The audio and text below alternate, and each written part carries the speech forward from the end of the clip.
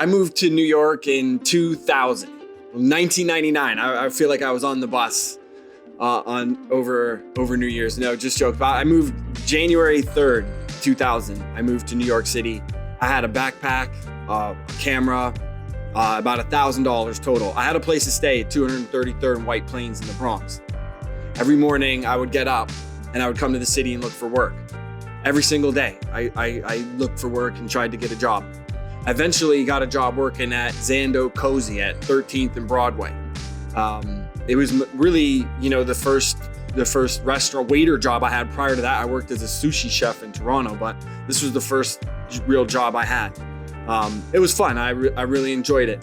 And that's where I got connected with these guys that were running WuTangClan.com.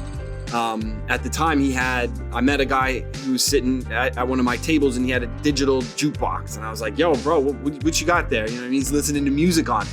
And I was really fascinated. And I asked him what he was listening to.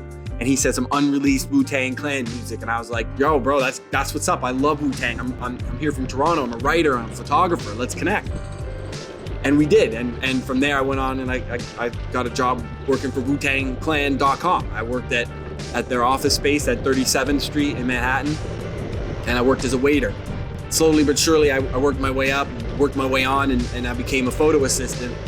And I started painting Sykes at Fast Ashley's, grinding out, working for free as much as I possibly could. I worked at the restaurant, and then at night I would go to Fast Ashley's and paint Sykes, and I would help Josh Moore and Prescott McDonald. And I learned a lot by doing that. And I was always on my bike, riding everywhere throughout the city, looking at things, and I was never not on my bike. You know what I mean? It's just part of New York City is the grind. You know what I mean? You got to keep it moving. It's part of my philosophy in life is that you always got to keep it moving. And New York City is a great example of a place where you always just got to keep it moving. And along the way, you try and see things in different ways because you see the same thing every day. And that's part of why I invented the color slide. Here's some examples here of color slide along the way in New York City, but I've seen the same thing a million times, like trying to see it a little bit different. You know what I mean? Just a little bit different. Doesn't have to be a lot different, just a little different. Take a second look at it. Put your thumbprint on it. That's what the hustle and the grind in New York City is all about. You see the same thing a million times, do it a little bit different. You know what I mean? 'Cause somebody's already done it before. So you just make it a little bit different.